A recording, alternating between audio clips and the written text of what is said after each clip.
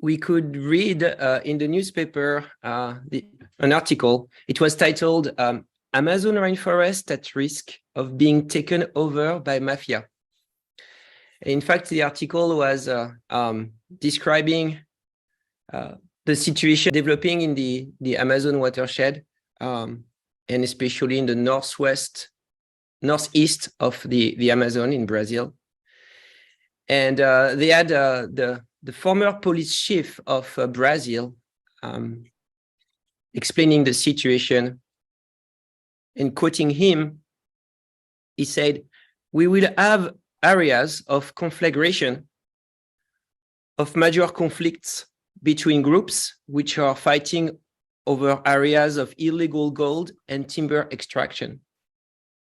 So that's increasingly tense reality in this part of the world. And the photograph that you see is actually a picture taken in 2019. Those two boats were two vessels transporting illegal timber that were destroyed by the police in order to dismantle trafficking and plundering in some areas of the region. And all of this is amplified by the fact that these illegal activities that aim at gaining ground on the tropical forest are linked also with drug trafficking, and this area is becoming a pivotal area for narcotics and international traffics of all sorts. So for those who don't know me, I'm Gregory Brun, and the accent is French. But I've been living in the US for almost 15 years, first in Virginia but more recently, and the past almost 10 years in California. This initiative tonight is a result of, firstly, of some thoughts that I can't keep but having regarding the developments of the awareness about the planetary challenges that are taking place, and making the comparison between culturally what's happening overseas and in France more specifically, and culturally what we see every day here in society, and how it translates in regards to these topics. In France especially, and it has probably been catalyzed by the war in Ukraine, there is a word that is used more and more frequently, to the point that even large companies in their marketing, or the government in public advertising, is using it. That word is the word sobriety.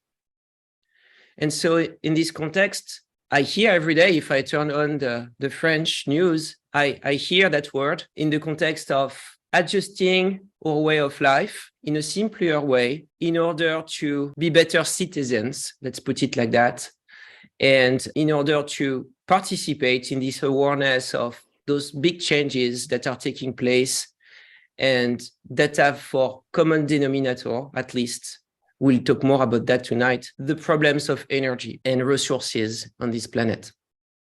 So people are trying to adopt, or are trying, at least they say they are trying to adopt a more sober way of lives. And I don't hear this a lot here. So it's a difference that caught my attention. And a few months ago, we started to have more and more here locally discussions about this place where we are meeting tonight. We had these discussions at church, at St. James on the other side of the parking lot over there. We had this discussion in our group here at the Monterey Friends of C.G. Jung. And basically, we started to wonder about the destiny and the fate of this place. And looking in the past, it seemed to us that this place was a place of emergence of a few trends. It has been a refuge.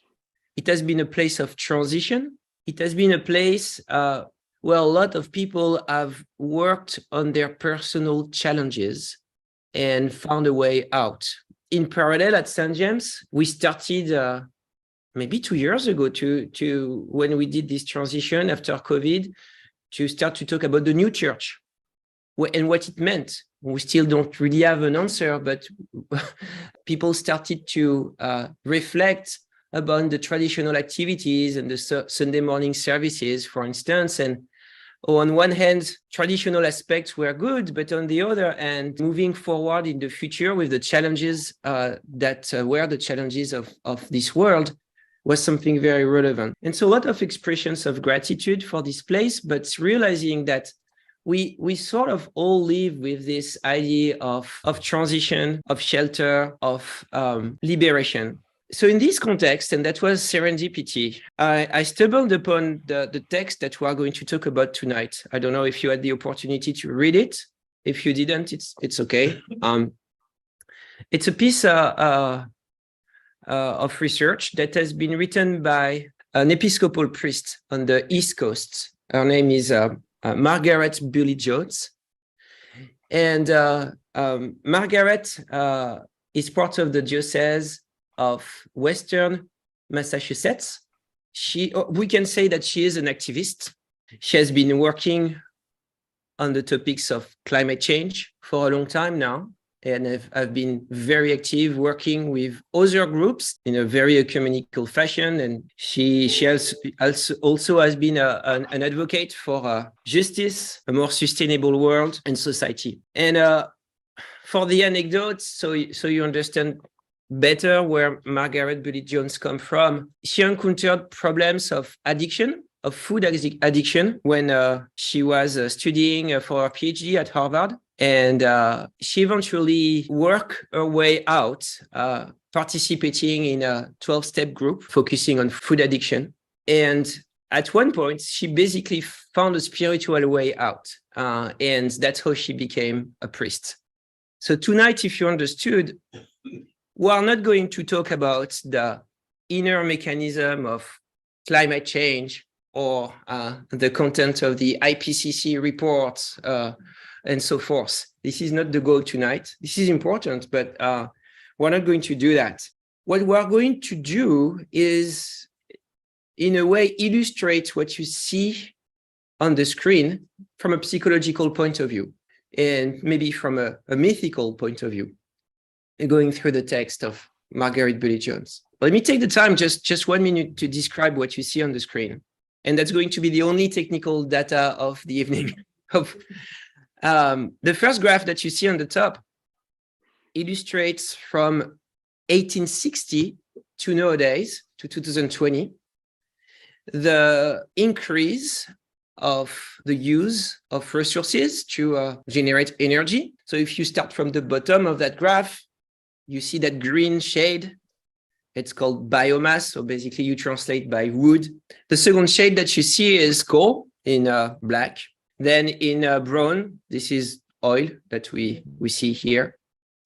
In green, going upward, light green, this is gas. Then in blue, hydroelectricity, so the dams. And then in yellow, nuclear, pink, new renewables. So as we can see, since the Industrial Revolution, we never stopped increasing our energy production, consumption, through increasing exploitation of resources. And each resource has been exploited more and more and more. And you see the new resources that we leverage today are basically stacking up on the top of everything else. At the bottom, so this is from the MIT. It was a little excerpt from a presentation at MIT showing the relationship between these resources and their use and technology. So in the bottom, each graph that you see on the bottom, those squiggly lines that are going up, they are going from 0% to 100% of basically use in the United States. Those are the different type of technologies. You see at the beginning electricity as a new technology in the early 1900s. You see the telephone in black.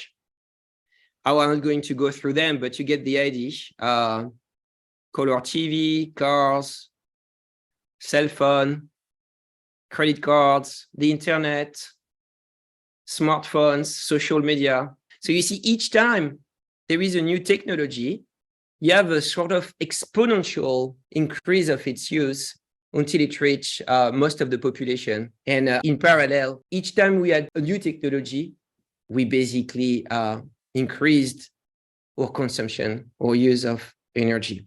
And I'm going to read a small part of Margaret's paper. In the ruthless push to drill oil wells, construct pipelines, blow off mountain tops, devour forests, and gobble up every last resource of the planet, we are laying waste to the land, air, and water upon which all life depends. The resonance with addiction is haunting. As a society and a species, we are caught up in highly destructive patterns of overconsumption, and we have been unwilling or unable to quit. And so, for those who didn't read the paper yet, Margaret is making this strong connection between her experience of addiction, her eating disorder that she experienced, or she got out of it, and her relationship to her environment. The addict looks away. The addict sees but does not see. She does not want to see. There is nothing to see here. Change the subject. The addict is empty. She does not have enough. She must be filled. She must be filled right now. The addict carries out repetitive, compulsive rituals that disconnect her from self, others, earth, and the sacred. The addict functions like a machine. She repeats the same behavior over and over, despite its harmful consequences to herself and perhaps to others too. The addict is ruthless. She dominates, forces, and exploits. The addict treats everything, including herself, as an it. The addict is cut off from her body. Who cares what the body wants? She ignores and overrides the body, its wisdom and needs. The addict is cut off from the rest of the natural world. The addict lies to herself, and she lies to others. There is no problem here. Do you see a problem? I do not see a problem. The addict is numb. She does not feel. The addict is self-centered, isolated, and alone. The addict is used to this. This is normal. This is the way things are. Nothing will ever change. The addict is powerless. She is trapped. She cannot stop herself. She intends to change. She plans to change. She promises to change. She tries to change. She does not change.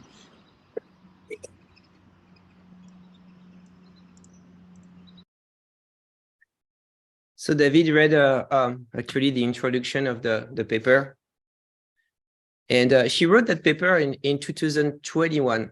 And while she was writing that paper, if you remember, in 2021 in California, we had a lot of wildfires. This is when it really started to pick up.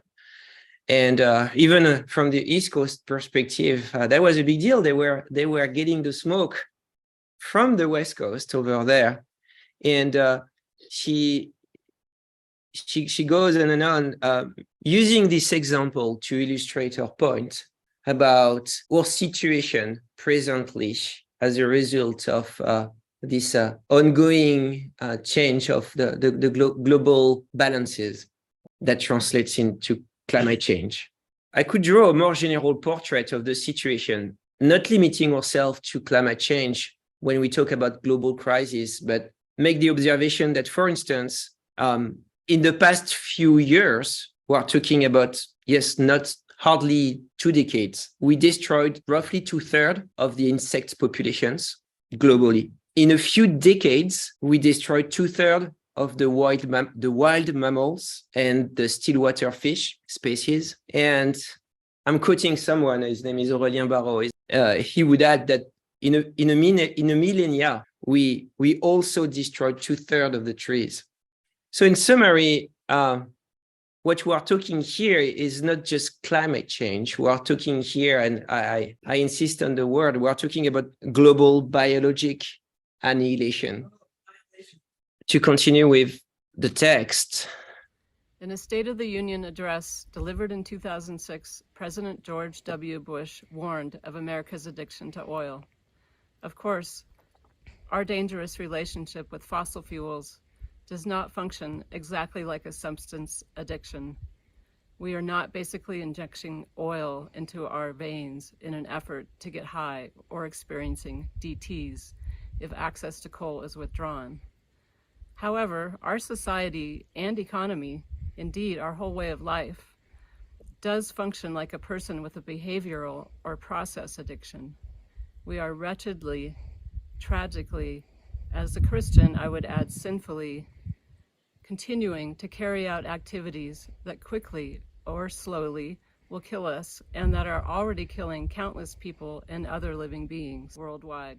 More than one Secretary General of the United Nations has called our present course suicidal. Another word that comes to mind is ecocidal. Ecocidal. What is psychologically going on when we start to talk about suicide or self-harm? There is a first part that is that Margaret points out that is linked with what we call denial and minimization, that are indeed characteristics of addiction. She's also pointing out at external forces that fuel this denial of climate change. On this front, things have been changing recently in the good direction. It's almost not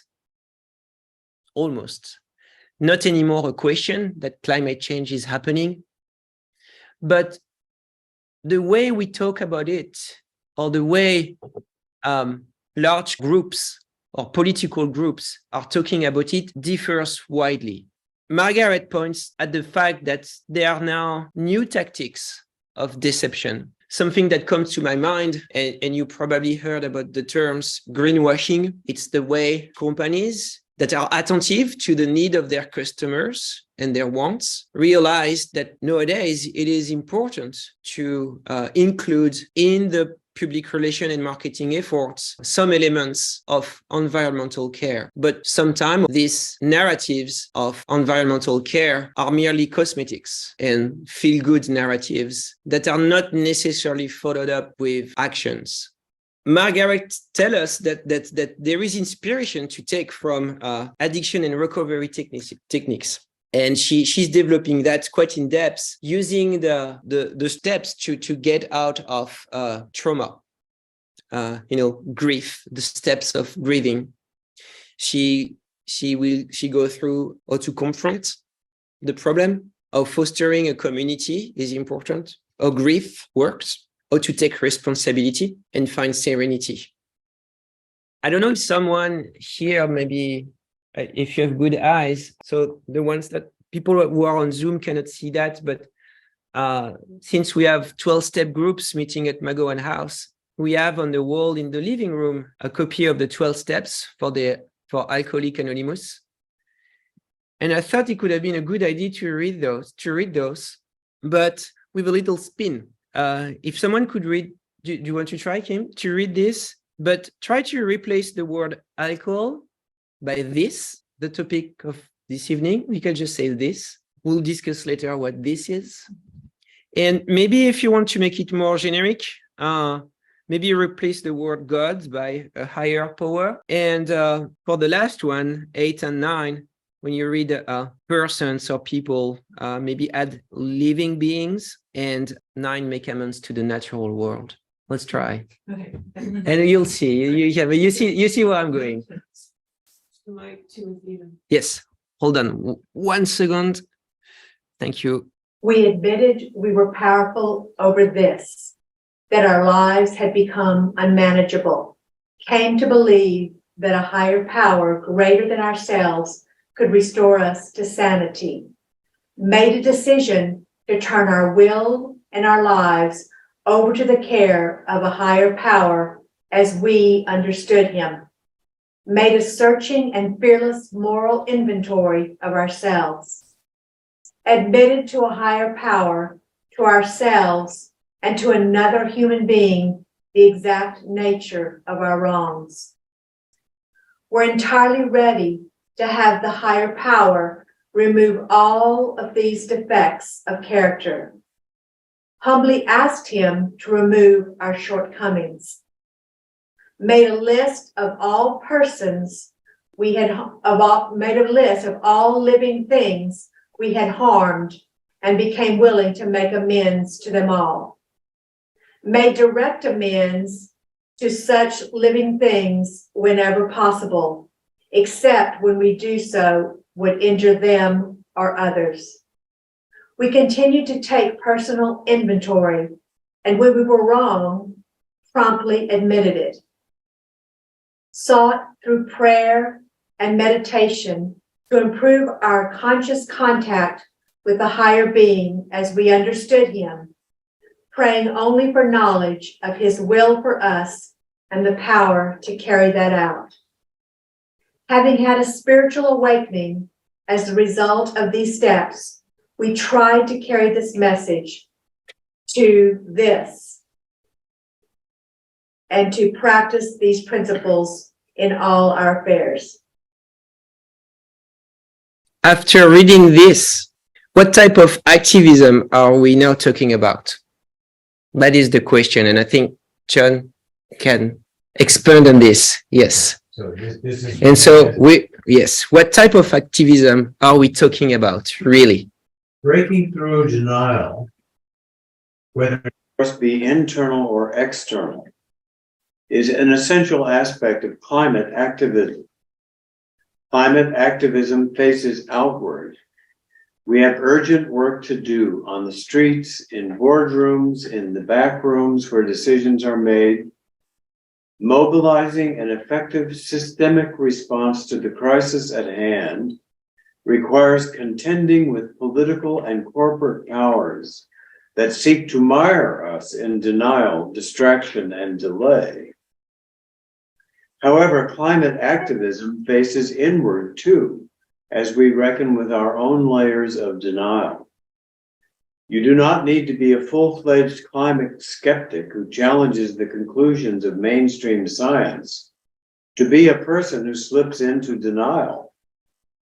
Carrie Marie Norgaard, a professor of sociology and environmental studies at the University of Oregon, has written helpfully about what she calls, quote, the everyday denial of climate change, unquote.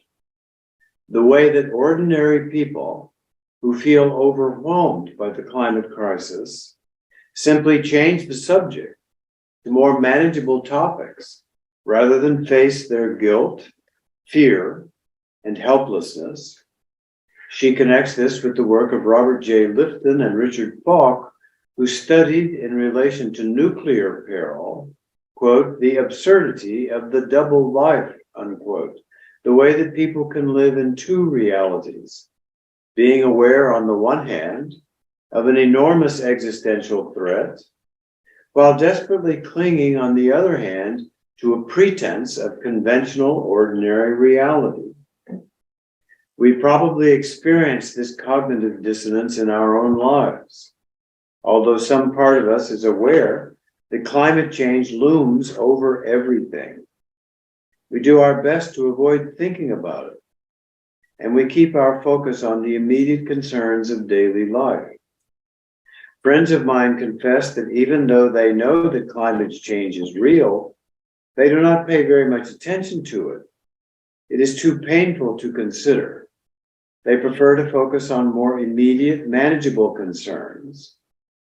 In her brilliant novel, Weather, Jenny Offill evokes the difficulty of holding in mind both the close-in immediacy of our intimate daily lives and the terrifying large-scale reality of the unfolding climate catastrophe. Nevertheless, overcoming personal and collective denial is foundational to the ongoing work of recovering from addiction and creating a more just and sustainable future.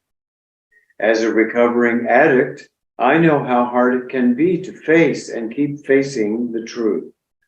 I remember how in the early months of recovery, I needed to be reminded multiple times a day that I was a compulsive overeater and that a good day was a day in which I did not hurt myself with food.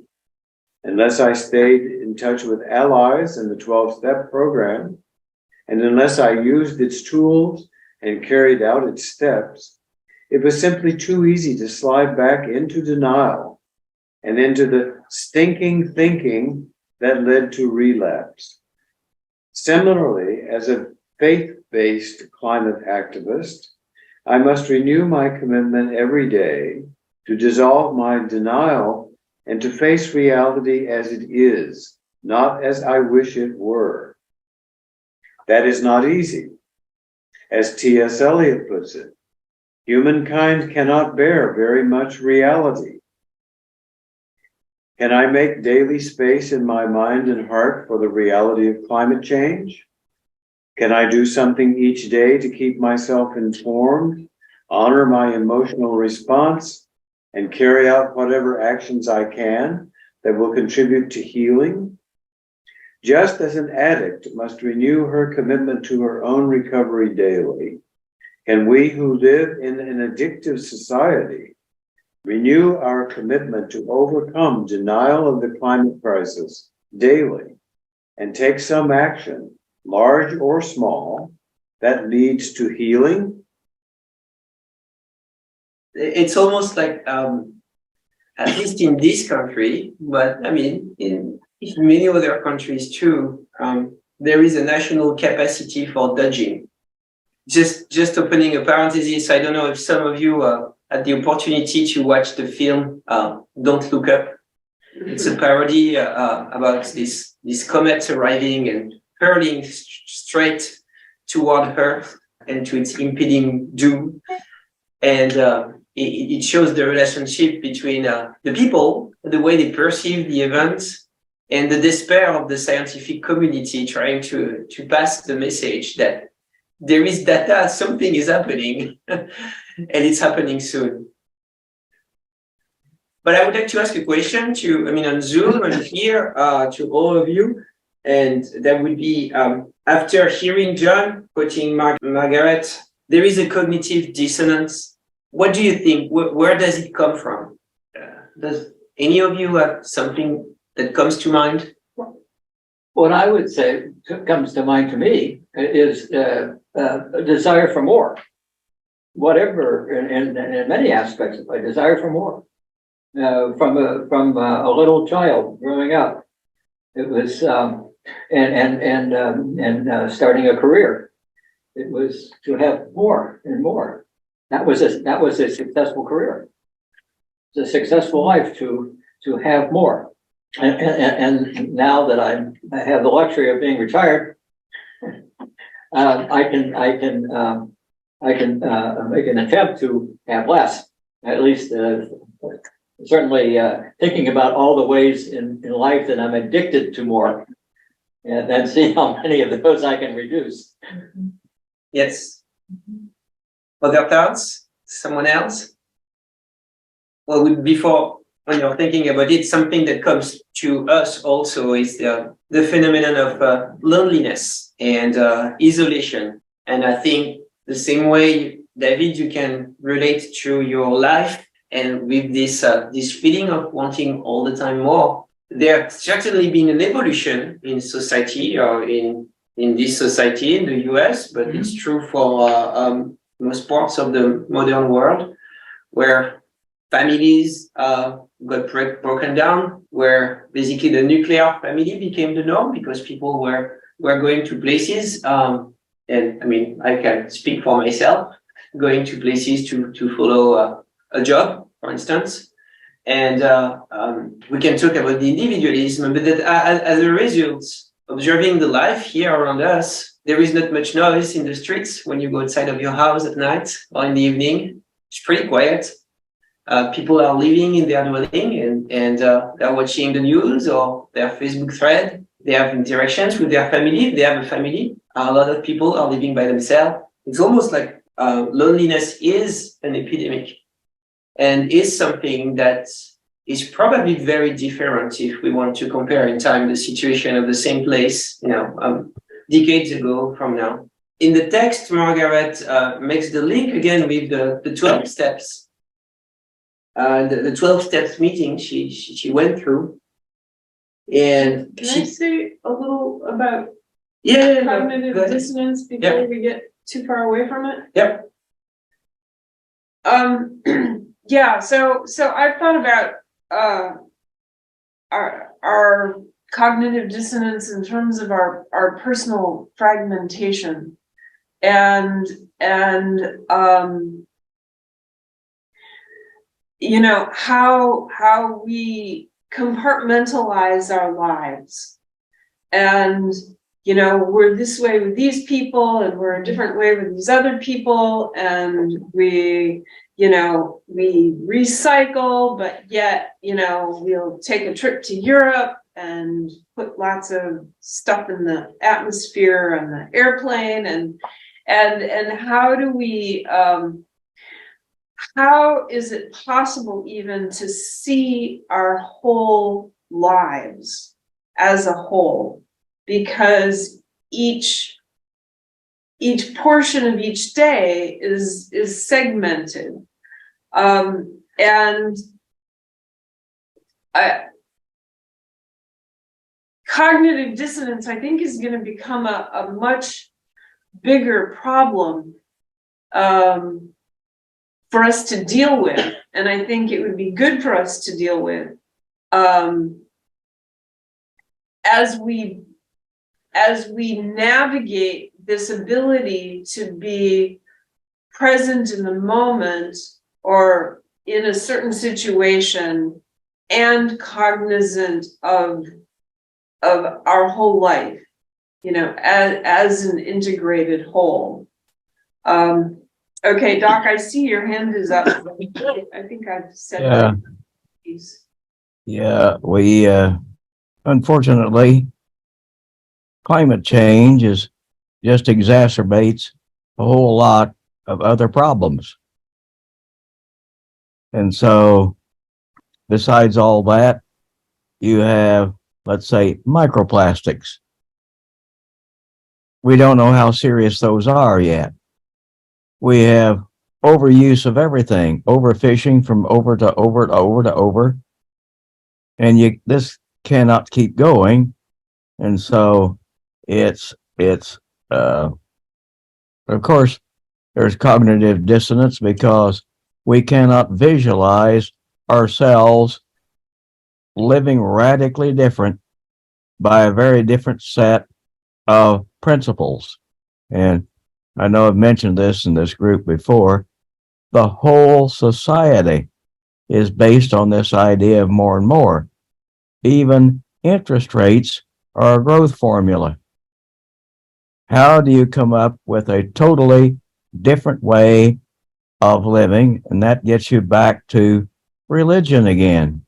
What are the basic values that we would assume and presume to live by? And I think most people have thought about this, is that we're not going to until there is a total collapse.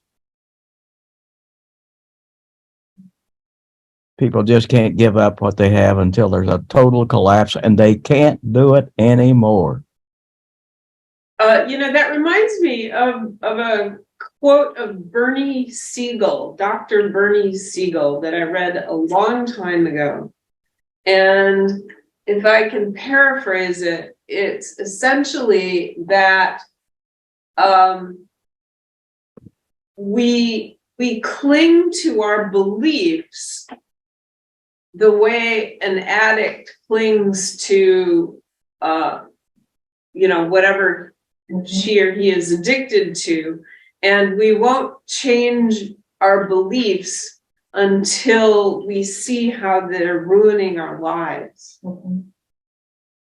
Yes, and even then, the addict doesn't change because other psychological mechanisms enter in the game, like scapegoating, like entertaining this even more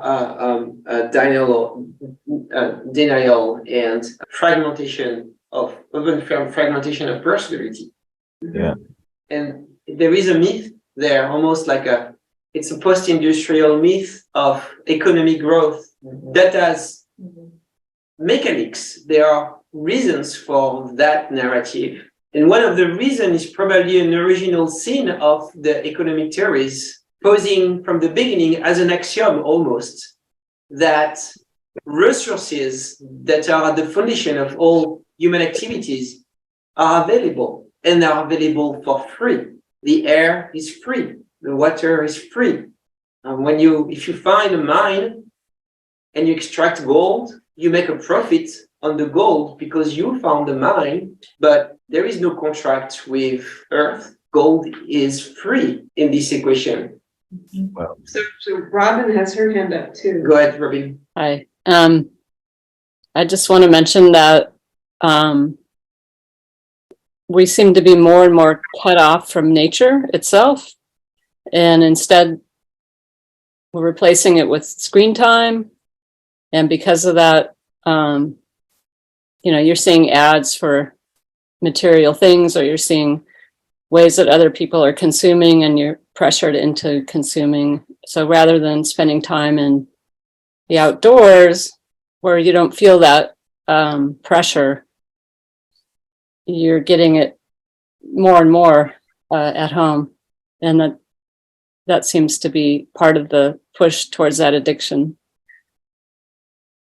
Yes, more and more at home and isolated. So to take back where I left, I was going to ask this second question. We became isolated from each other more, but I would like us to contemplate the idea that we also somehow isolated ourselves from the natural world, and digging a little deeper, the very fact that we have a name for what is not us and that we call nature is a symptom of this dissociation, this isolation from, or we could even use the term, this alienation, making what is not us other and not understandable, and maybe also creating some sort of empathy deficiency, lack of empathy toward what is not us in general. Well, what it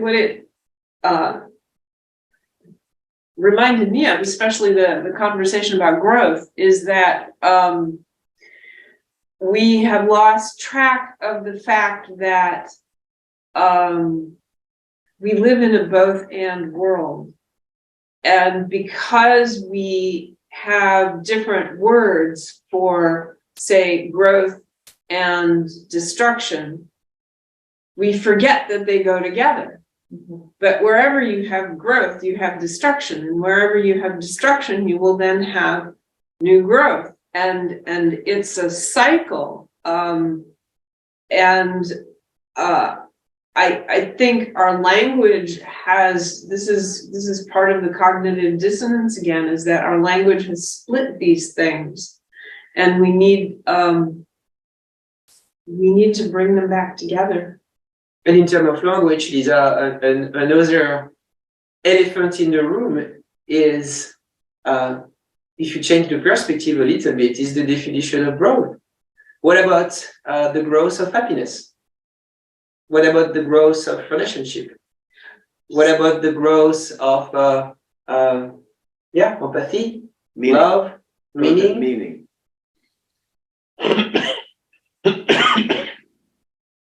You know, I think of when you said we want more, but we also want it now. And I think of the whole field of in the business schools, the whole marketing. There's a whole psychological element to that that has played on us. And we have a Dell computer that I think is 20 years old. I don't know. And recently, it came up on the computer, you've got to get Windows 11. If you don't have Windows 11, you're not going to. And so we said, we're not going to do it. We're not going to do it. And so we have Windows 8. And then the other day came up, and I thought about after what happened on our website at the church, all of a sudden it came up and said, you have been exposed to porn or whatever. And I said, Dave, he said, no, it's just they just want us to go, because all it did, we left it there for 4 days, 5 days, 6 days. And then all of a sudden it's not, because we refused to click and buy it. And so I'm just thinking about we want it now, and we've been made to feel that, and we just have to say no. But again, how do you do that? And it's made harder by the fact that we live in a society of planned obsolescence. Yes. Where the equipment is designed to wear out. And I don't just mean the hardware, the software is designed to go away by definition.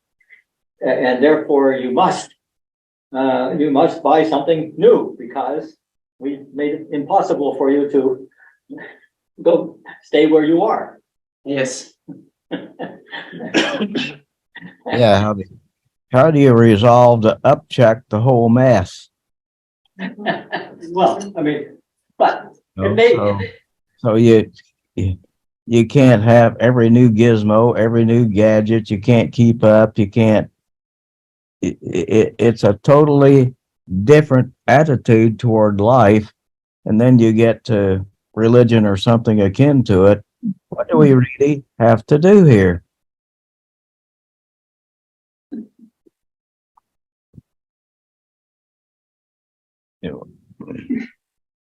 And I like that cartoon.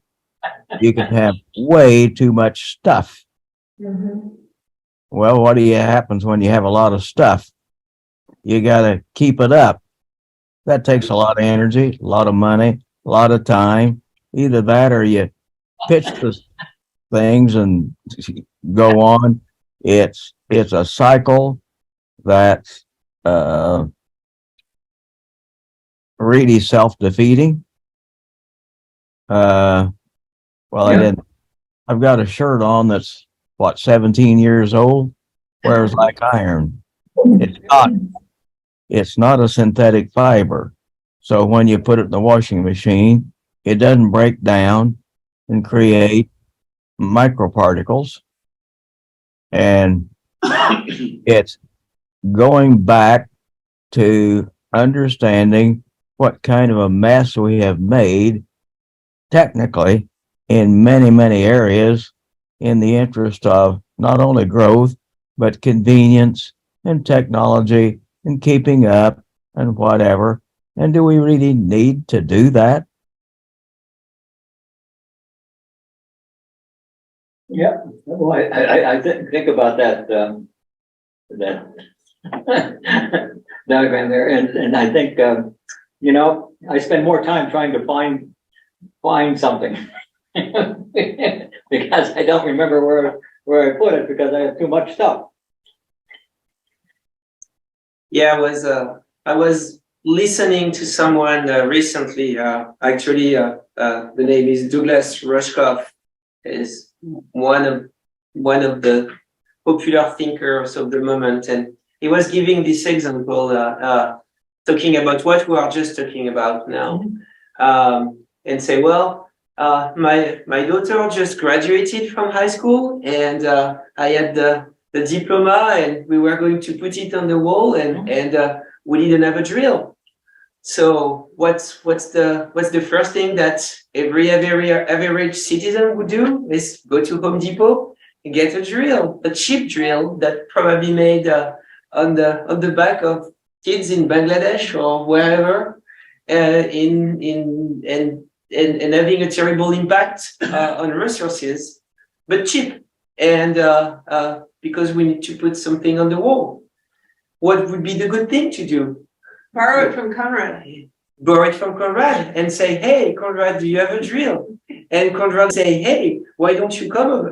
Why don't you come over? And why don't we have a meal together and share about the good things that have been happening recently?" And maybe Conrad would have also maybe an idea to talk about, I don't know, the next thing in theater that would basically give ideas to the daughter to pursue her career in something fun. Mm-hmm. And we are in a completely different other equation. I tried when I talked to my next door neighbor. I tried to say, well, why don't we share tools? We don't each need to buy all this stuff. Why don't we share? But his answer was, I need the tool. I need my own tools. It was difficult to go there. So it's something we have to learn. I think it's how to. And we have to learn that. And again, so it's just like I have to bring everything back to the text. Yeah. And about this specifically, Margaret Bullitt-Jonas wrote again this 12-step and the idea that in a 12-step meeting, people would share their truth. They will share their desire for sobriety. Let's take the wide exception of the term sobriety. They will share that. There is something about that is virtuous, that's implemented in the wide world. The narrative that we tend to have, I'm going to pass the next video now. It's the don't talk, don't trust, don't feel. Don't talk, don't trust, don't feel. Those 3 core rules of alcoholic and dysfunctional family systems were laid out by Dr. Claudia Black years ago in her seminal book, It Will Never Happen to Me. Some of the other rules include, don't think about what's going on. Don't question what's happening. Whenever we gather to talk honestly about the climate crisis, trust each other with our truth, dare to feel our feelings, think about what is going on, and ask questions about what is happening, we transgress those dysfunctional dynamics and begin to build a more authentic and resilient network of relationships. Simply breaking the silence around climate change, speaking honestly to a friend about one's worry or concern can be the beginning of release from the paralyzing isolation that tells us that climate change is too big, too frightening, or too political to discuss. Experiencing the healing power of connections extends to our relationship with the natural world.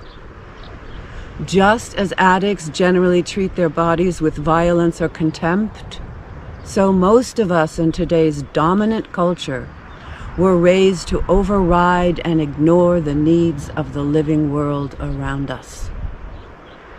Nature was supposed to be at our beck and call, a limitless resource that human beings were entitled to drain, nothing more than commodities to be bought, sold, processed, consumed, and discarded.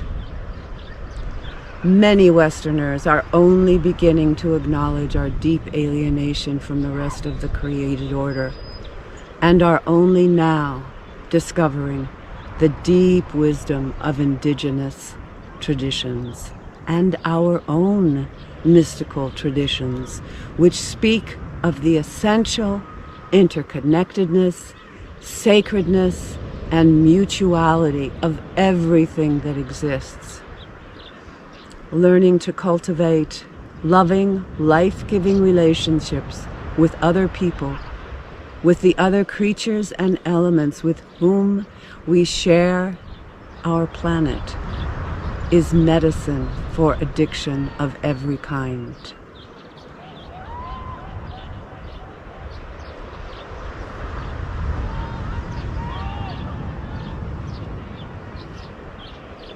Next natural step that we need to take after acknowledging the need for connection and problems of fragmentations and perception is to address, to face grief. And we are going to have Lisa tell us a little bit more about that. Facing addiction requires facing grief. Addicts who are beginning their journey of recovery will likely have many losses to grieve, such as a failed marriage, a lost job, a damaged reputation, or estranged coworkers, children, and friends.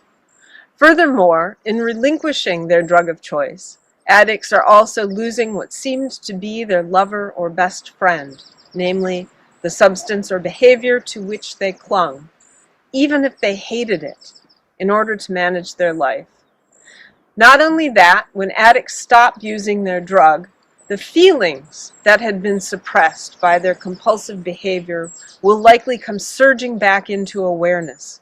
Grief, shame, fear, anger, loneliness, confusion, the whole 9 yards. Living into recovery a day at a time can be an emotionally turbulent process. Confronting the climate crisis, likewise, requires acknowledging grief and other painful feelings. Grief is the normal, healthy response to loss, but the dominant culture in which we live does not handle grief well. Many of us tend to sidestep or suppress our grief, fearing that we will look weak, sentimental, morbid, or pathetic. We may also avoid thinking about climate change because we fear being overwhelmed by our emotions. What can we possibly feel in response to the acidifying ocean? The children choking from asthma in our inner cities, the rising seas, the ever-increasing droughts and floods, and the cascade of species being made extinct. Who wants to allow an emotional response to hearing that climate change is already making parts of the world too hot and humid for humans to survive? Or that unchecked climate change could collapse whole ecosystems quite abruptly, starting within the next 10 years? Or that the natural world is at a far greater risk from climate breakdown than was previously thought?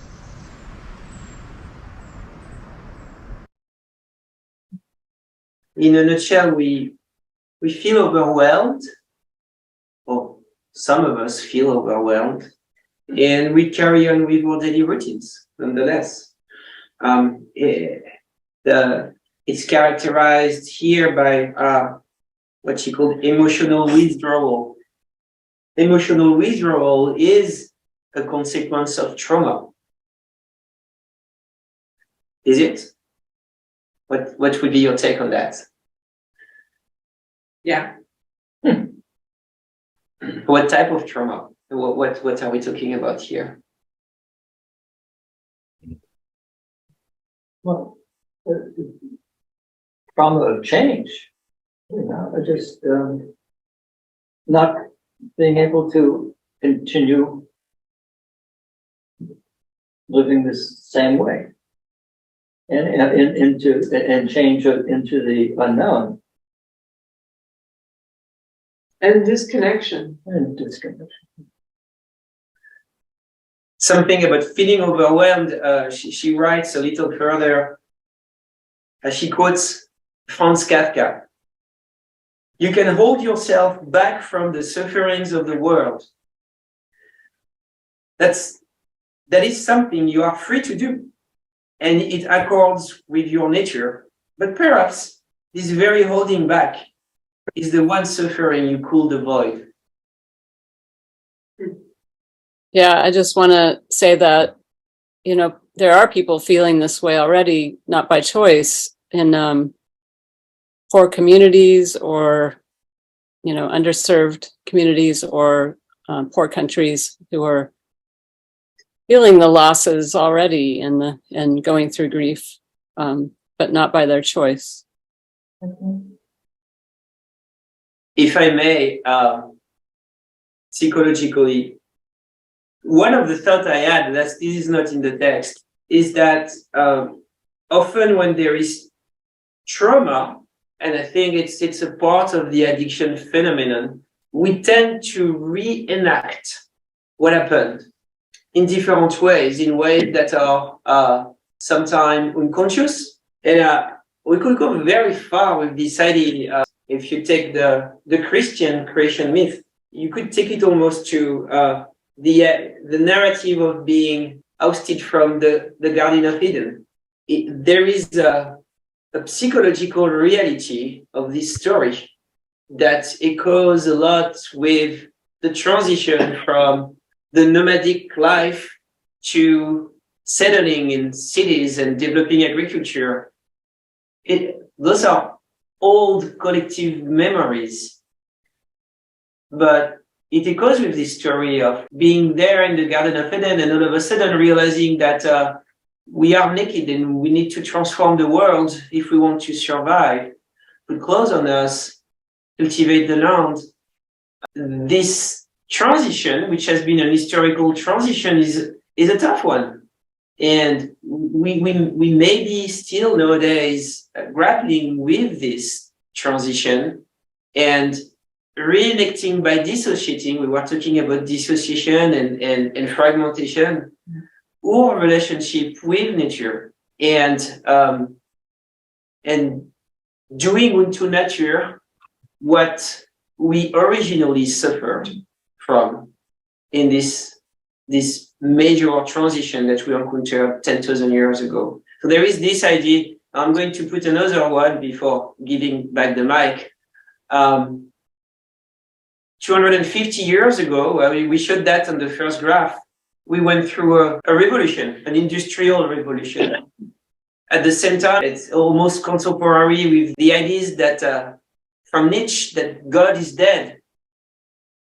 And when Nietzsche said God is dead, the idea was that the entire framework of our culture and society was changing, and that the traditional ways of seeing the world was about to be completely put on its head.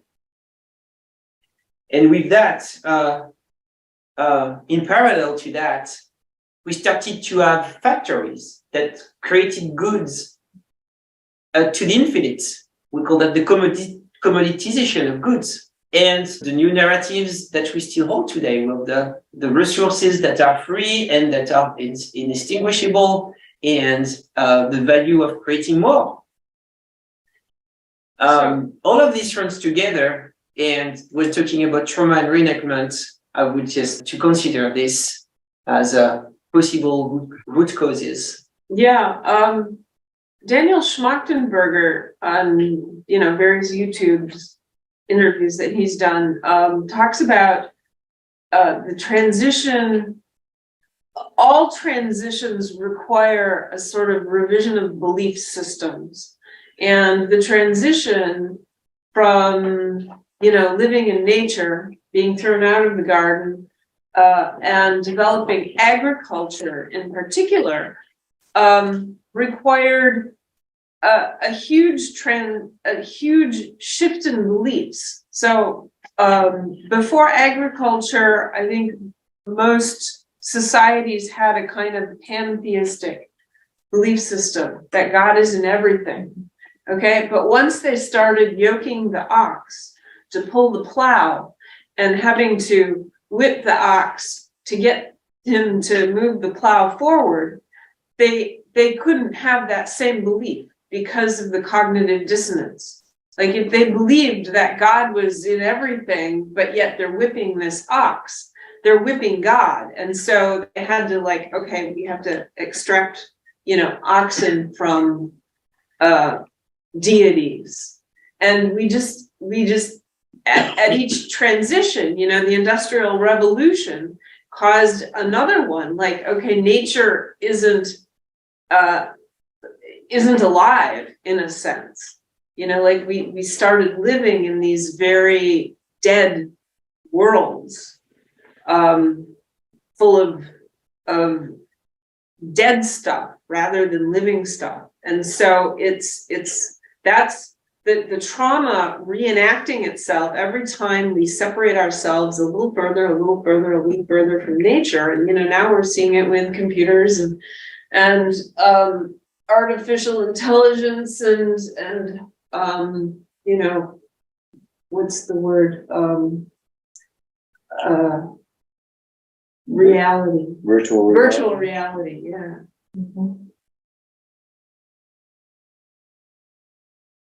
When we say religion, let's not take the term religion as organized religion like Christianity, but let's just go a little wider and look at the religious facts, like Mircea Eliade would say, for instance, and basically encompassing everything that is of the sacred or that is beyond us.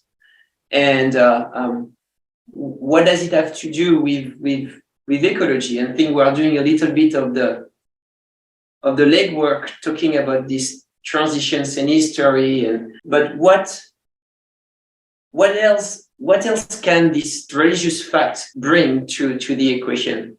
Does everybody want to chip in there?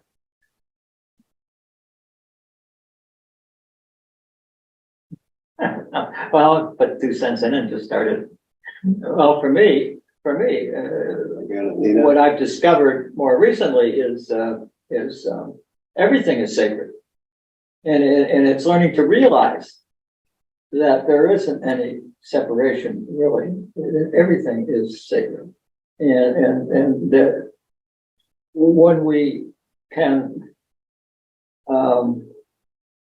feel that, then I for sure have a sense of being able to change my behavior towards making more sacred to me. When I hear or think of climate change, I think of nature. And the farther we are from nature, and I was just thinking a little while ago that each of us, I was thinking, I remember when you didn't even have an answer machine and you called someone, you either got them or you didn't. And my life was not, I don't remember it being too drastic or horrible because I couldn't get in touch with them right then. But I think about children today, and they are so connected with the technology and the things that they're often inside and not getting to know nature. And so it feels like that the trauma, you know, I'm thinking about the whole somatic experiencing therapy. And when you go, that we can only, that we're going to have to get past the fear and flight, you know, and that we're going to have to get back in touch with nature. And yet it's still painful because of where it is today, but it's going to take us getting more and more in touch and yeah. I think the attitude with nature takes some illustrations. So where I live, we have some people that are descendants of indigenous. We also have a lot of hunters that come from the city suburbs, and they pay to hunt, and they'll shoot doves, and they go bang, bang, bang, bang, bang, bang, bang. And why they do that, I don't know, because there's not much you can eat in a dove. It's deer season, they shoot deer, and they need to do that because the deer don't have enough predators, and they got to be thinned out, etc. But then they'll parade around with a deer on the hood of their car, and it's a big victory. By contrast, one of the indigenous people, if they want venison, they will shoot a deer. Then they will give thanks to the deer for sacrificing itself to them. It is not a big victory. Yeah. And so, in all these little ways, you've got to recognize that you're a part of, everything eats and it's eaten. So nature is not benign. It's not a Walt Disney type nature, but we are a part of it and it's part of us. And learning to feel that is, if you didn't grow up that way, is quite a transition.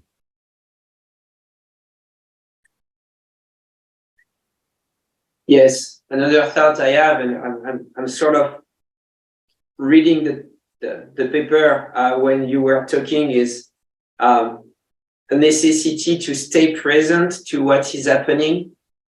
Margaret mentioned the Zen teaching. This is something that a religious mindset can bring, staying present.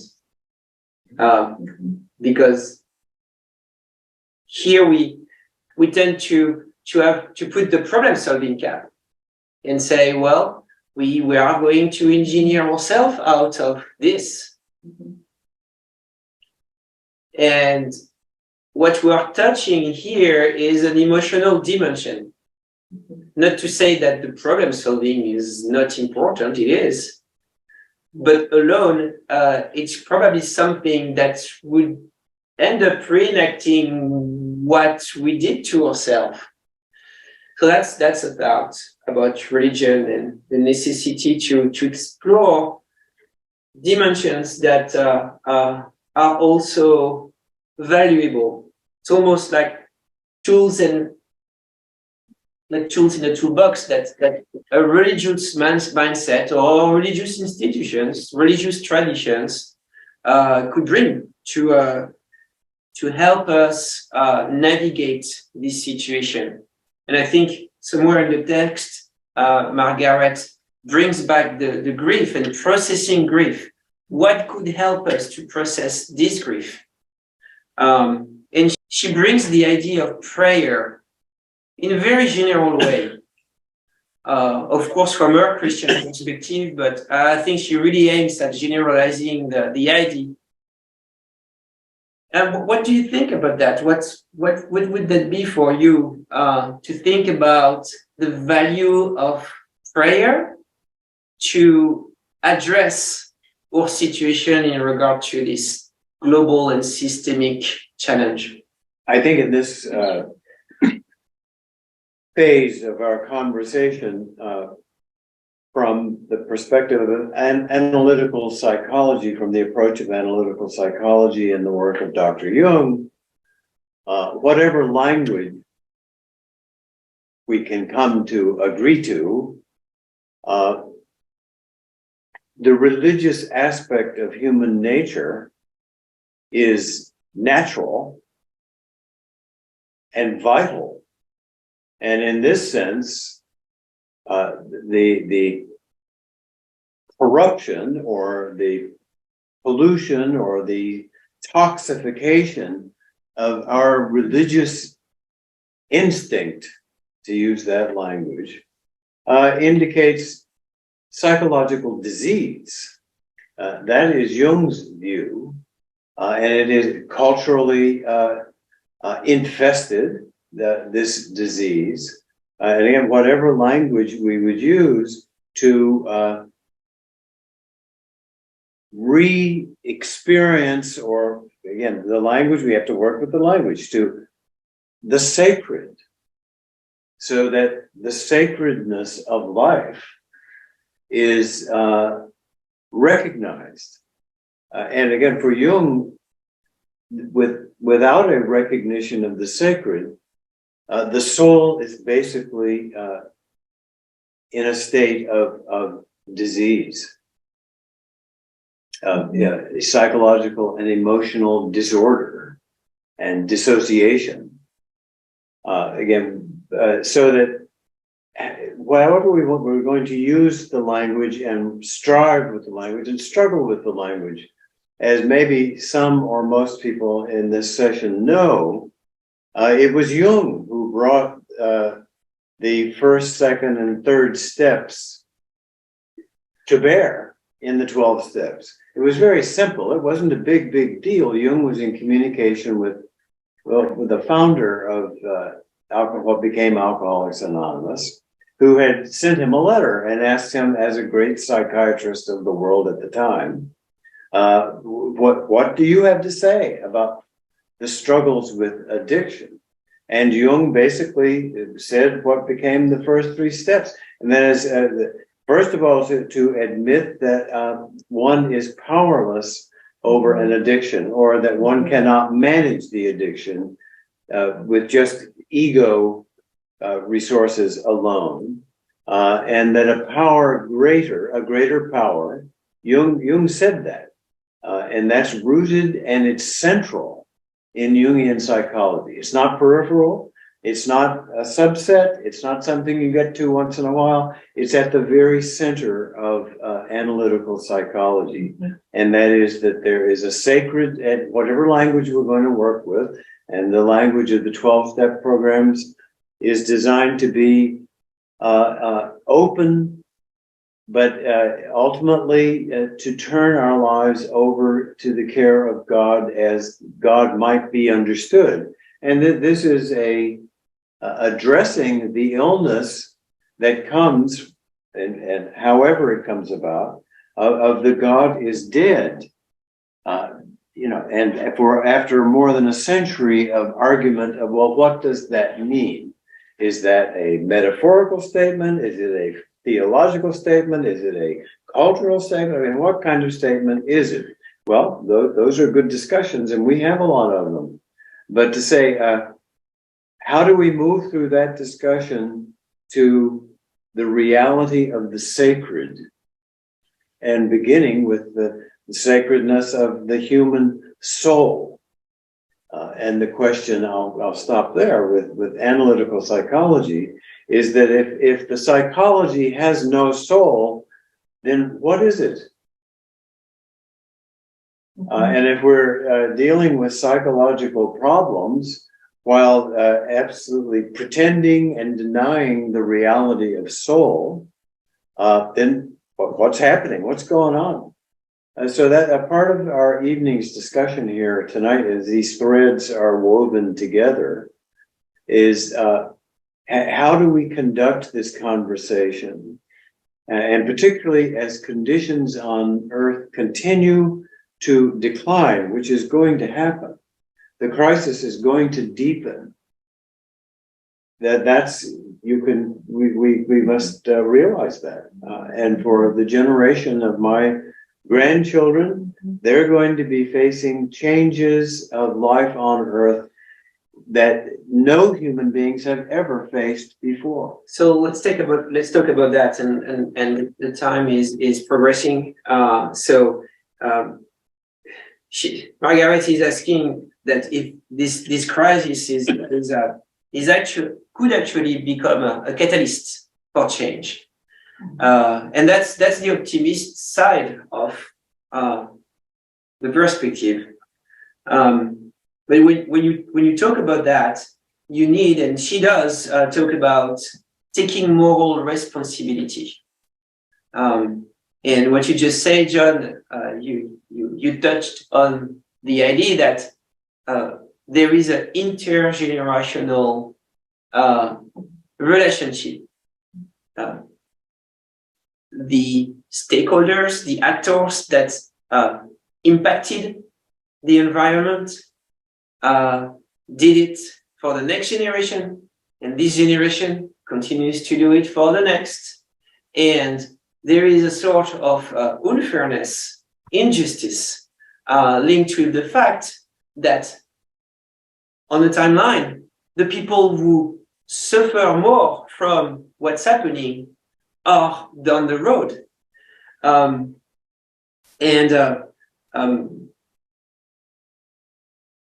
There is this temporal aspect. And when we talk about moral responsibility, there is also a spatial aspect. The fact that, let's take it from here. From the Monterey Peninsula here in California, it is very difficult to see what we are talking about tonight. Unless Big Sur is burning. Unless Big Sur is burning. But one could say that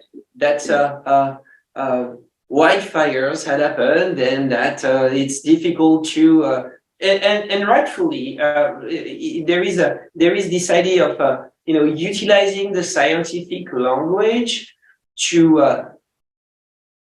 communicate to people that something is happening while taking scientific method shortcuts.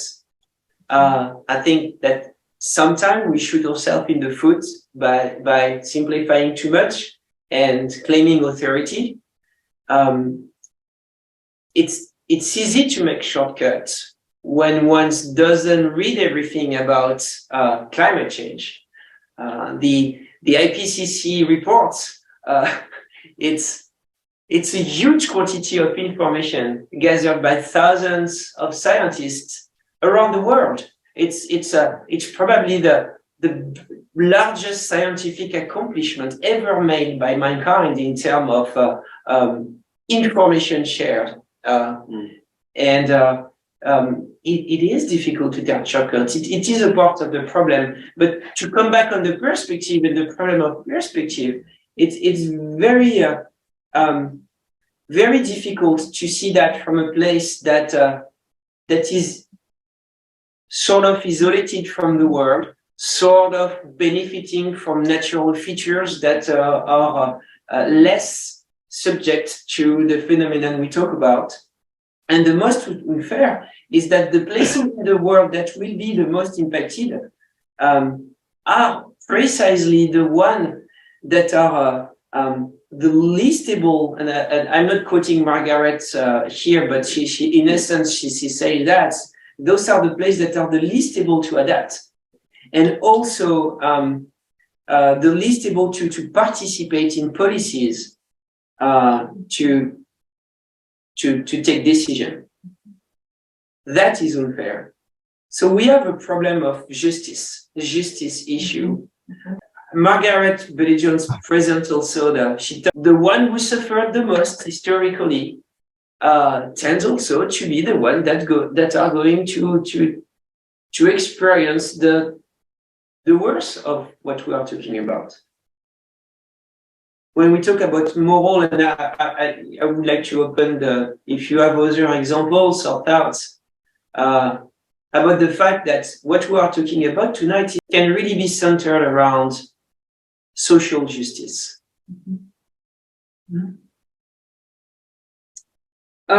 Just today, the publication Nature, big scientific journal. In their newsletter today, it's a little blurb. It speaks exactly to what you've been talking about, Gregory. They say in 2009, a seminal paper in Nature showed that humanity had crossed 3 of 9 Earth system boundaries, the limits of what the planet can support before human activities make it uninhabitable. Now there's a reboot of the extraordinarily influential concept that takes into account how changes to climate, ecosystems, and other factors disproportionately affect vulnerable communities, which is exactly who you were speaking of. We have crossed 7. Hang on. 7 of the 8 safe and just boundaries. Only air pollution was inside dangerous limits globally. So that's the only one we haven't crossed, despite it's causing an estimated 4.2 million deaths annually. If our planet got a checkup, our doctor would say that the Earth is really quite sick right now, and it is sick in terms of many different areas or systems, And this sickness is also affecting people living on Earth, says climate policy researcher Joyita Gupta. And that was 2009? Or that was in 2009, we'd only crossed three of the nine. Okay. The planetary boundaries that they're talking about include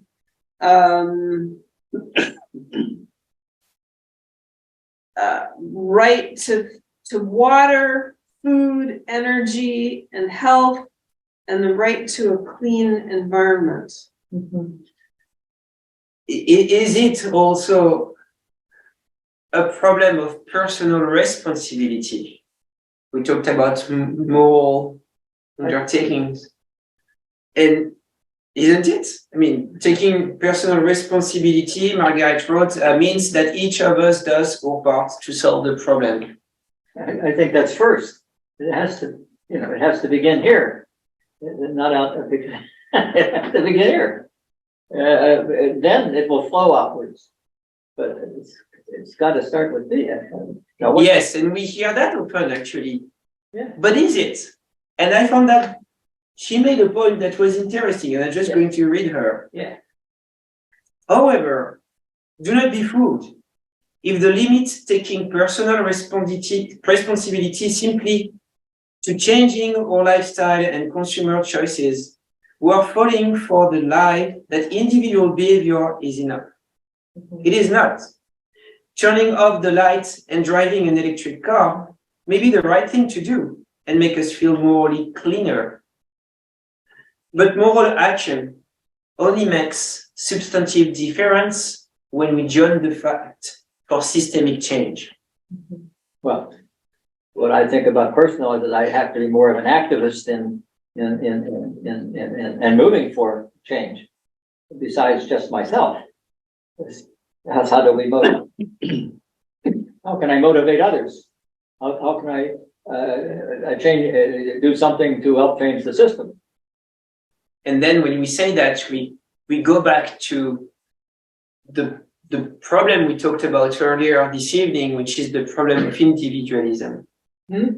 Yeah. And it's easier to do the first part and not the second when individualism is a dominant thing we go by. She reading again.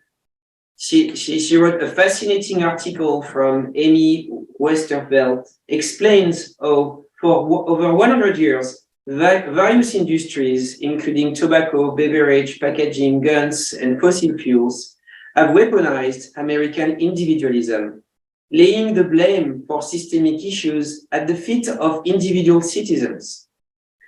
Westervelt observes that BP, quote, famously invented the ultimate tool for pinning greenhouse gas emissions on individual consumers, the carbon footprint calculator.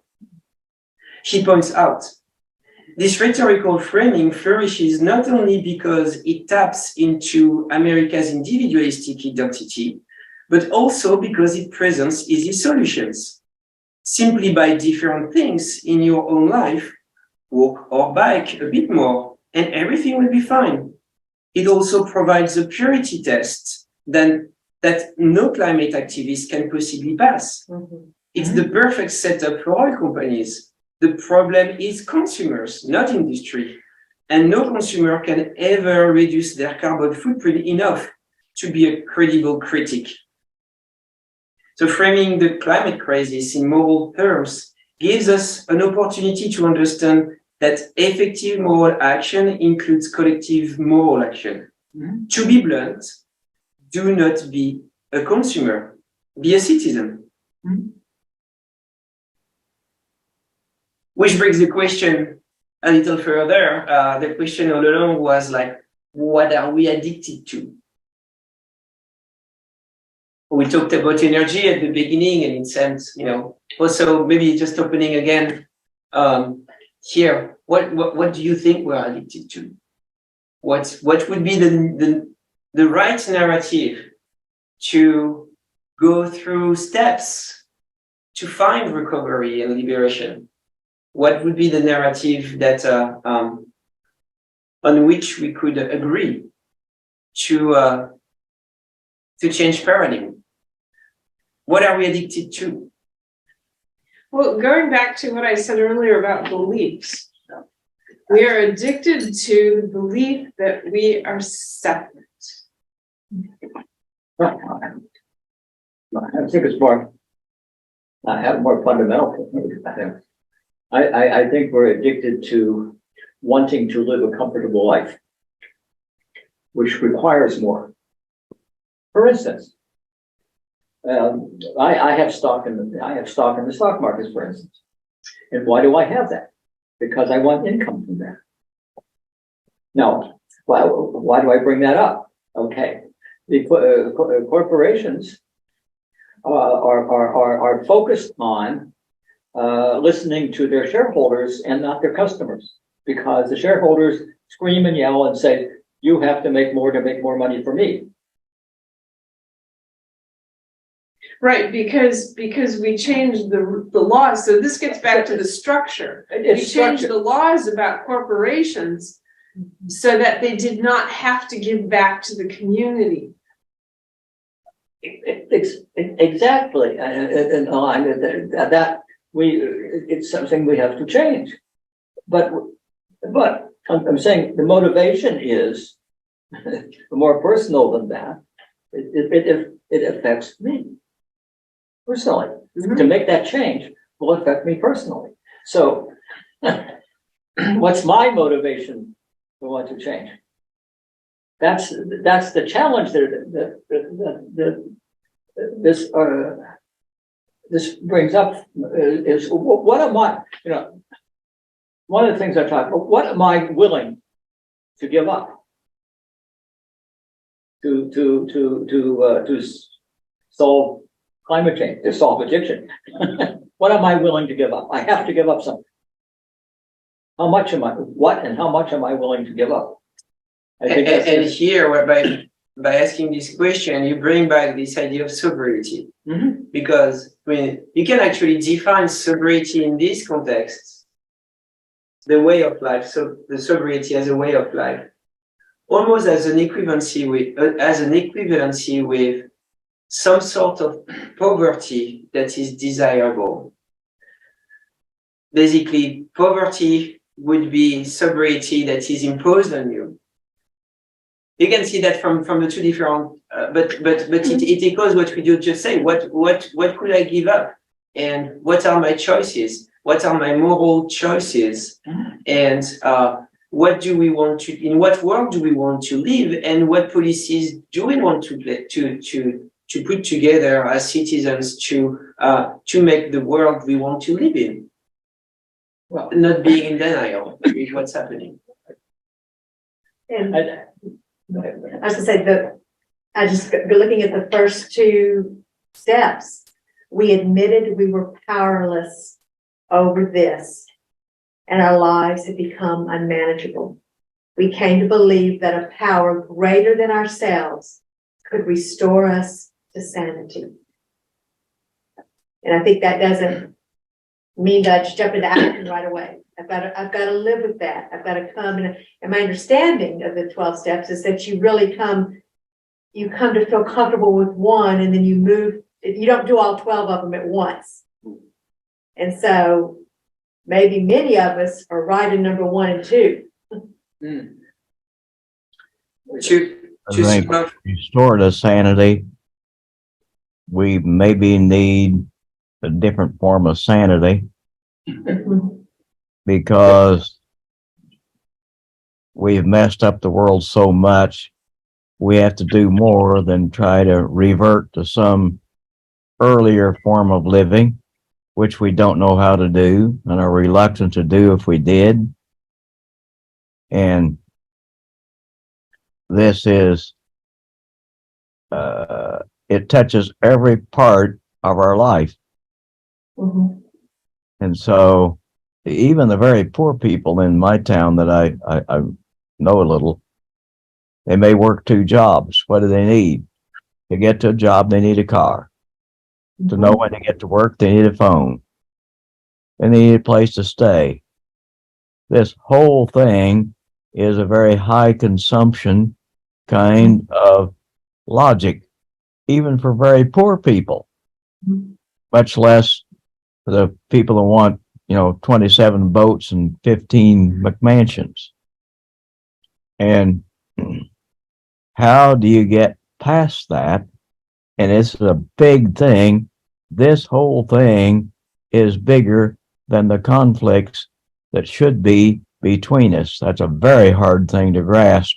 What we want to do is project, blame somebody. War. We think we understand war. Don't understand the environment. We understand war. If you people just lived the way we wanted, everything would be okay. And I see that all around. And we'll have to close because we arrive at the 9 p.m. mark. And there is a last video, very short video, 30 seconds to pass. But I think it brings us to the idea of, again, if we keep the context of the religious context, and what can religion bring on the table in a very wide definition of the term. We often talk about, and that's one of the first steps, like praying and to sort of find serenity. We are powerless, so there is some sort of need to find serenity. And that would be one of the last points, is that yes, this is useful, but we need also to go and see beyond that, and see beyond the cheap serenity, the cheap comfort provided by belief or by the idea that something is greater than us, and there is the letting go, and somewhere this is not acceptable. And she brings the idea of subversive prayer. That's this subversive type of prayer that needs to break through cheap serenity. And she quotes a rabbi, Rabbi Abraham Eshel, that says, quote, "Prayer is meaningless unless it is subversive, unless it seeks to overthrow and to ruin the pyramids of callousness, hatred, opportunism, falsehoods." She had subversive prayer breaks through cheap serenity. I'm going to finish with this.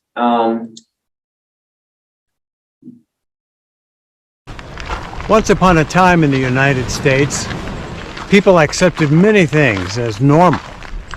Slavery, Jim Crow, child labor, 80-hour work weeks, the disenfranchisement of women and African Americans, the indiscriminate use of DDT, and so much more. What awoke them from their serenity was the persistent, massive, collective efforts of countless ardent people who were unwilling to settle for so little. What is it that we too must refuse to accept as normal? Are we willing to join the movements now rising up around the world? The climate justice movement, the human rights movement, the indigenous rights movement, and the coalitions, both faith-based and secular, that are pressing to eliminate dirty emissions, restore a safe climate, reverse the sixth mass extinction of species, and create a just society that works for everyone.